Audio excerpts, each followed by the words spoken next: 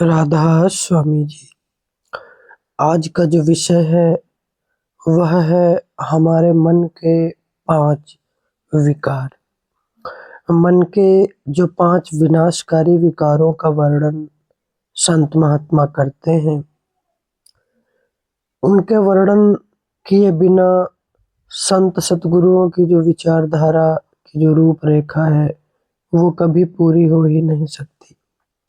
ये विकार शक्तियों के ही बिगड़े हुए रूप हैं।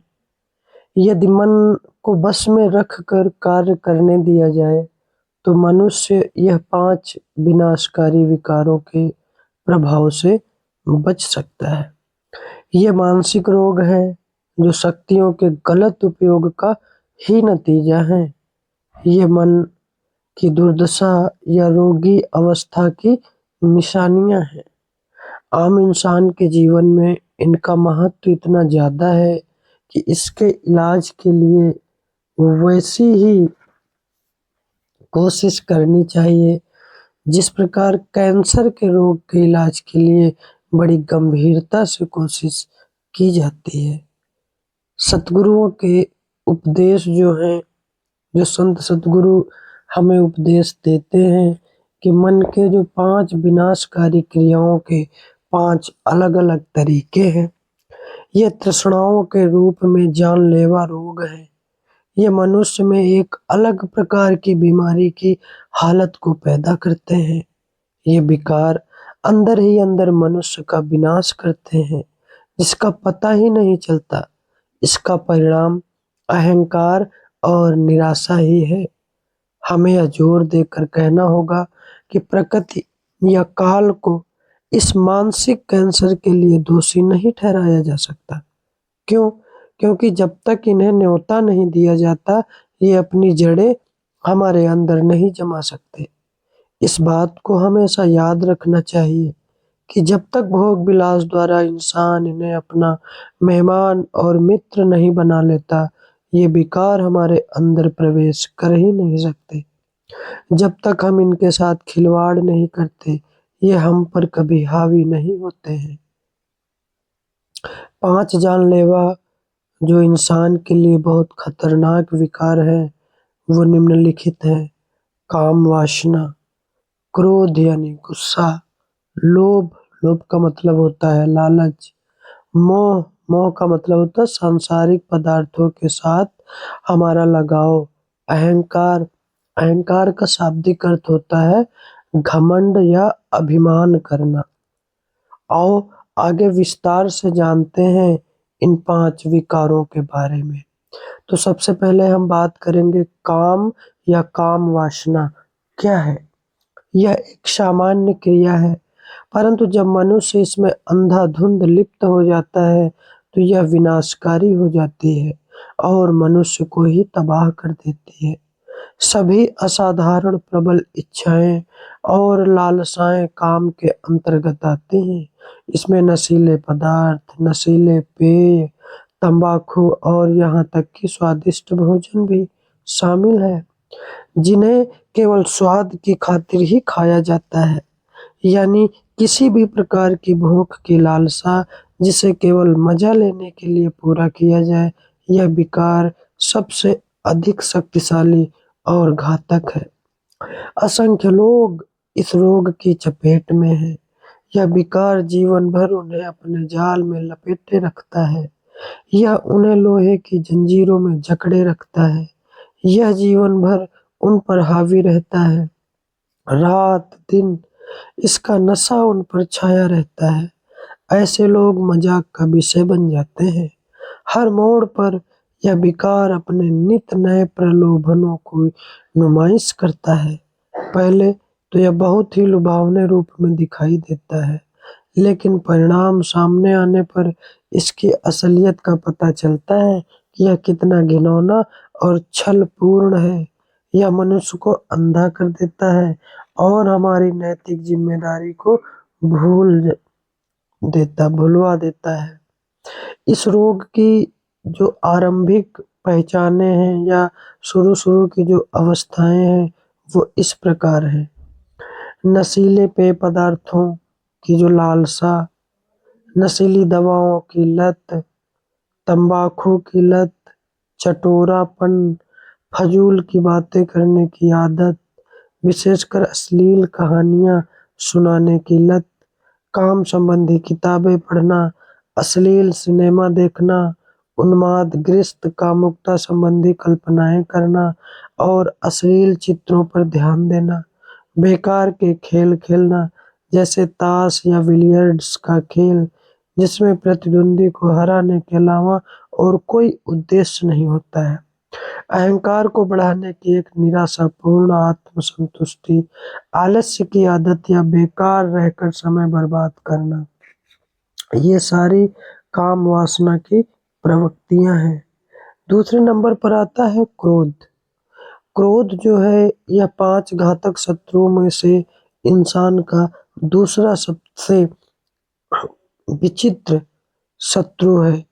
इसका काम है दंगा कराना, भ्रम उत्पन्न करना तथा मन को फैलाना। क्रोध में मन एकाग्र नहीं हो पाता। यह सत्य है कि कोई भी मनुष्य अपने मन को सतगुरु द्वारा बताए गए केंद्र पर तब तक एकाग्र नहीं कर सकता जब तक वह क्रोध के वश में है। यह नामुमकिन है क्योंकि एकाग्रता और क्रोध साथ साथ कभी चल ही नहीं सकते। क्रोध शांति को भंग कर देता है, प्रेम का प्रभाव नष्ट कर देता है, घृणा उत्पन्न करता है और इंसान और उसके समुदायों को एक दूसरे का शत्रु बना देता है। यह सब क्यों होता है? कभी हमने विचार किया है? विनाश की ओर ले जाने वाली शैतानी प्रवृत्ति यानी क्रोध को संतुष्ट करने के लिए क्रोध प्रेम के एकदम विपरीत है। जिस प्रकार प्रेम समस्त अच्छाई का सार है, उसी प्रकार क्रोध समस्त बुराई का सार है। यह निश्चित रूप से सभी विकारों में सबसे अधिक विनाशकारी प्रभाव है। इसको पहचानने की कुछ निशानियां हैं जो इस प्रकार हैं।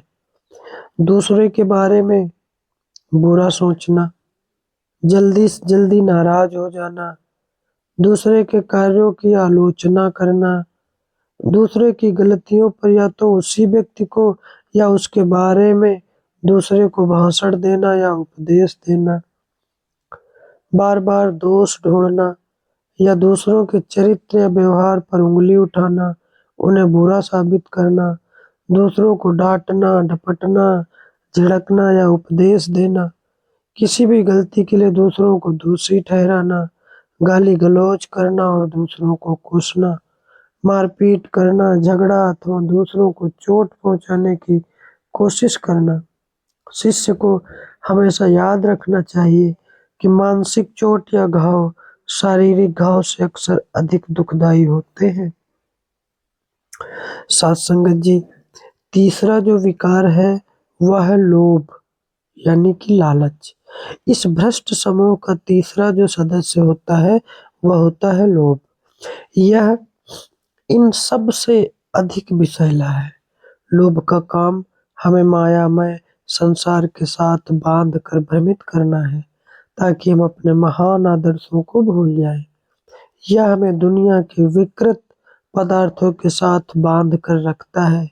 जिस प्रकार काम हमें पशुता के स्तर तक ले जाता है, उसी प्रकार हमें जो लोभ है यह हमको धन दौलत आदि सांसारिक पदार्थों के साथ बांध कर रखता है जो एकदम और भी नीचे है।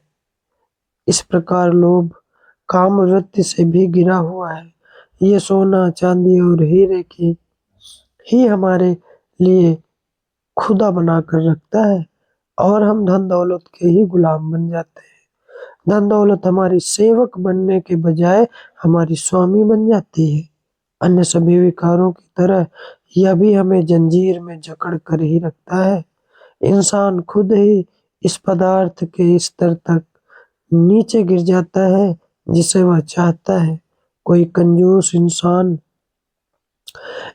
न रहकर सोने चांदी जमा पूंजी बीमा और शेयरों का मकानों तथा जमीन जायदादों का मूर्त रूप ही बनकर रह जाता है।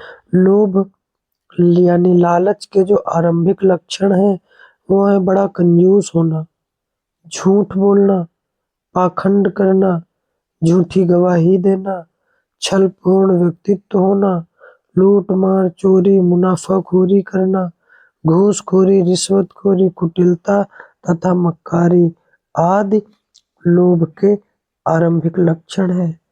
चौथा जो विकार है वह है मोह। इसका अर्थ है कि भ्रमपूर्ण लगाव, अंधा मोह। यह विनाशकारी विकारों में से चौथे स्थान पर आता है।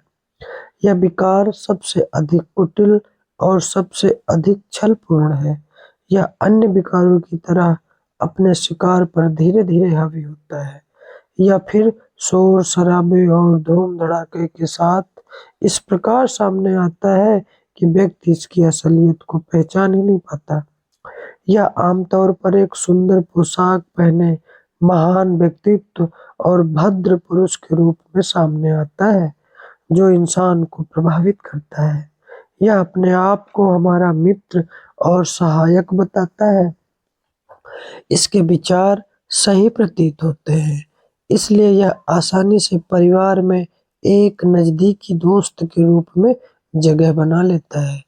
हर इंसान की चाह है कि उसके पास जीवन साथी, बाल-बच्चे, जनसेवा और समाज में प्रतिष्ठा, धन-दौलत, जमीन, जायदाद और शेयर सर्टिफिकेट आदि होने चाहिए। हम मान लेते हैं कि इनका होना जिंदगी में बहुत जरूरी है और उचित भी है। ऐसे समय में ही हमारा सौम्य मित्र मोह एक शुभ चिंतक के रूप में आता है और कहता है, हाँ, तुमको इन चीजों की बहुत ज्यादा जरूरत है। तुमको इन चीजों पर ध्यान देना चाहिए। यह तुम्हारा परम कर्तव्य है। बताओ, क्या ये बात सही है या नहीं? उसी समय मोह आदरणीय मित्र के रूप में अपना विनाशकारी काम शुरू कर देता है। वह हमारी नजरों में सांसारिक वस्तुओं और पदार्थों का महत्व इतना बढ़ा देता है कि हम उनके मोह में अंधे हो जाते हैं। जब हम उनमें पूरी तरह लिप्त हो जाते हैं, तो हमारे पास और किसी भी काम के लिए वक्त ही नहीं रहता। यही मोह का उद्देश्य है। इसका नतीजा होता है अपने आप को सुधारने के लिए समय का ना होना, आध्यात्मिक अभ्यास के लिए समय ना होना, परोपकार के लिए समय ना होना। हम अपने समय का ज्यादातर हिस्सा अपने घर और दफ्तर के बीच भाग-दौड़ में ही बिता देते हैं। अपने परिवार और उसकी समस्याओं में व्यस्त रहते हैं। हमारे पास आराम करने तथा भोजन करने के लिए भी समय नहीं होता। फिर अपनी बेहतरी या प्रेममय सेवा की तो बात ही दूर है। याद रहे कि हम इस संसार में अपनी आत्मा की मुक्ति के लिए आए हैं।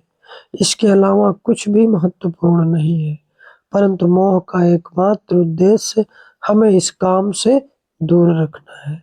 हमें इस काम से दूर रखने का भाव है कि अध्यात्म के रास्ते पर ना चलने देना। मोह को इस उद्देश्य में अधिक सफलता और खुशी तब होती है जब मनुष्य आत्म विकास के बारे में विचार तक नहीं करता। फिर भी यदि कभी हम इस विषय में सोच विचार करते हैं, तो मोह हमें एकदम याद दिलाता है कि इस समय हमारे पास इन बातों के लिए समय नहीं है। धीरे धीरे जब हालात अधिक बेहतर होंगे, तो हम इसकी ओर ध्यान देंगे।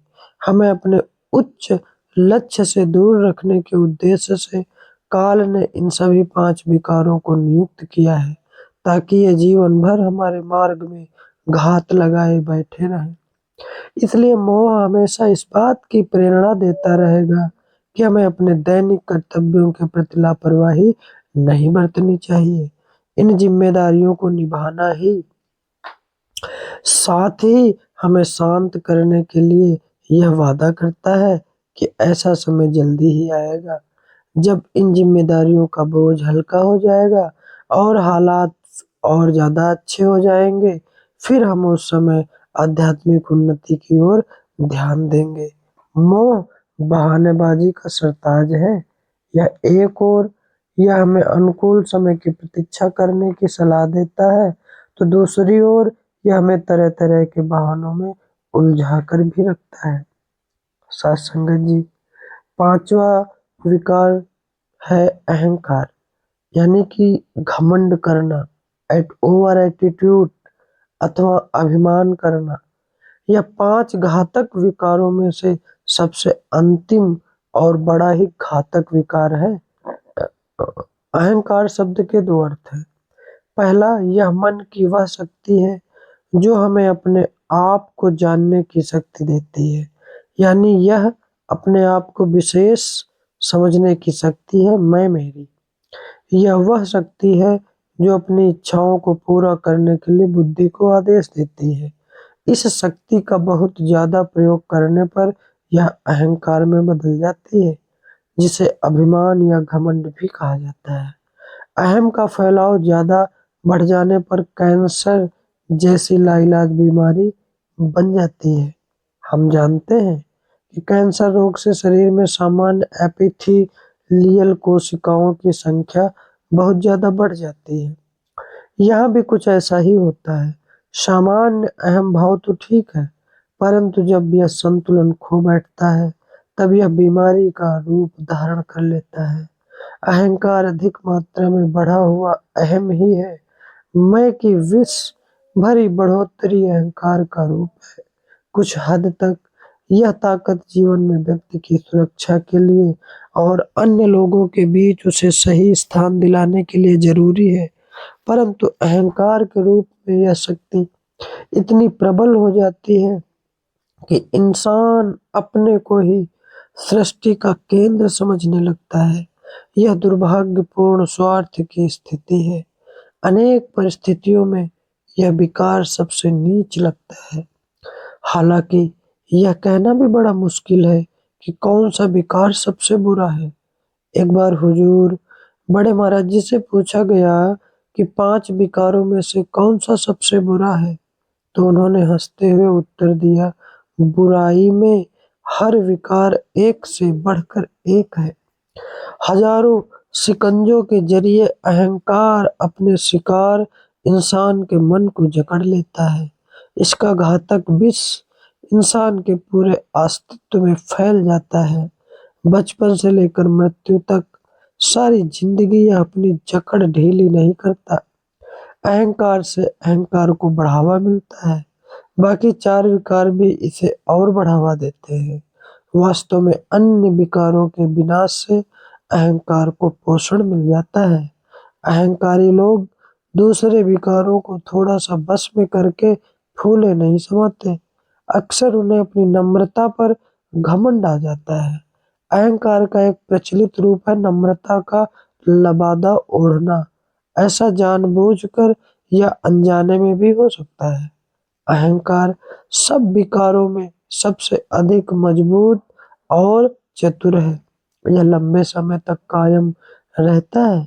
कई बार हम बुजुर्गों को अपने पुराने कारनामों की सेखी बगाड़ते हुए नहीं देखते हैं, तब उन्हें कोई नहीं रोक सकता। अहंकार की जीत हो जाती है। दूसरे सभी विकारों के नष्ट हो जाने पर भी यह अपना काम करता ही रहता है। वास्तव में यह खुद दूसरे विकारों को दबा देता है ताकि यह अपनी शान बगाड़ सके।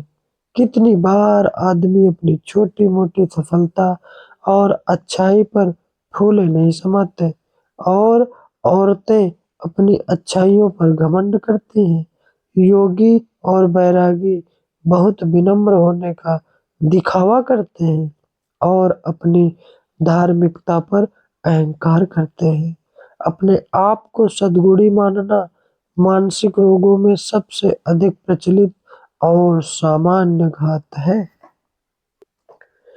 अब हम बात करेंगे कि जो 5 विकार हैं, उनके उपचार उनका क्या है। तो 5 विकारों की चर्चा को समेटते हुए अब हम इनके विष को काटने वाली दवाओं का भी वर्णन करते हैं। सतगुरु पूरी मानव जाति को 2 भागों में बांटते हैं, एक मनमुख और दूसरा गुरुमुख। यह गुरुमुख यानी वे जो अपने मन का कहा मानते हैं, और दूसरे वे जो गुरु का अनुसरण करते हैं। मनमुख वह है जो मन के कहने पर चलता है, इसकी हर इच्छा का पालन करता है और जो मन चाहता है वही करता है। ऐसा व्यक्ति मन और उसकी वासनाओं का गुलाम है। लेकिन जो व्यक्ति सदा गुरु की आज्ञा मानता है वह मुक्त है और पूरी तरह अपनी शक्तियों का विकास कर रहा है। वह जन्म मरण के चक्र, इच्छा और कर्म के चक्र के अधीन नहीं है। यह महान उपलब्धि केवल सतगुरु और शब्द की सहायता से ही प्राप्त हो सकती है। शब्द जो जीवनदायिनी धुन है, सुरत शब्द की धारा है। इसे कभी कोई अपने आप प्राप्त नहीं कर सकता। आत्मा में गूंज रही परमात्मा की आवाज से जुड़ने के सिवा इन विकारों का और कोई निश्चित इलाज है ही नहीं। जब इंसान यह दिव्य धुन सुनता है तो 5 नीच विकार निस्तेज होते जाते हैं और धीरे-धीरे जीव का साथ छोड़ देते हैं। इन 5 जानलेवा रोगों का इलाज निश्चित रूप से शब्द धुन ही है, जिससे जुड़ने की युक्ति सद्गुरु अपने शिष्य को समझाते हैं। इन विकारों के बजाय सद्गुणों को अपनाकर भी कुछ सहायता प्राप्त हो सकती है। लेकिन चरित्र के पुनर्निर्माण के लिए केवल इन्हीं पर निर्भर नहीं रहना चाहिए।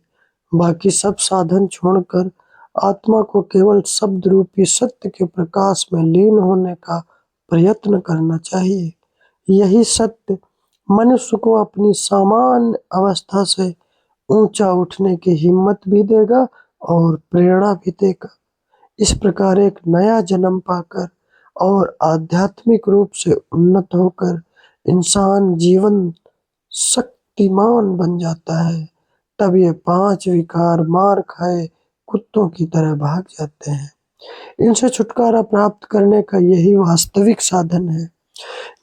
जिस प्रकार 5 विकारों को तबाही के 5 करिंदे समझा जा सकता है, उसी प्रकार 5 सद्गुरुओं को 5 फरिश्ते भी समझा जा सकता है। वे हमेशा हमारे इर्द-गिर्द ही घूमते रहते हैं और अगर हम उनकी ओर सहायता और शांति के लिए मुड़ते हैं, तो वे हमेशा तैयार होते हैं। ये सद्गुण आध्यात्मिक उन्नति में बहुत सहायक होते हैं। इन्हें अपने आचरण का अटूट हिस्सा बना लेना चाहिए। जिस प्रकार 5 बुरे विकारों में सभी अन्य बुराइयां शामिल हैं, उसी प्रकार 5 सद्गुणों में बाकी सभी गुण शामिल हैं। इन पर गहराई से हमें चिंतन करना चाहिए। यहाँ सद्गुणों और दुर्गुणों को दोनों को एक दूसरे के विपरीत रखा गया है। 5 विकार क्या है और उनके उपचार क्या है, आओ आगे समझें। काम, जब हमारे अंदर काम की भावना आती है तो हमारे अंदर शील, इंद्रिय निग्रह और संयम इसका दुश्मन है। क्रोध जब भी हावी हो तो क्षमा करना, सहनशीलता इसका मित्र है। लोभ आए तो संतोष करना सीखो। मोह हो तो दिल में विवेक और वैराग्य से काम लो। अहंकार जब आ जाए तो दीनता और विनम्र भाव अपने अंदर लाना चाहिए। तो साथ संगत जी, अगले वीडियो में फिर हम ऐसी ही जानकारी के साथ आपके साथ रूबरू होंगे। तब तक के लिए आप सब लोगों को हमारा प्रेम प्यार भरा राधा स्वामी जी।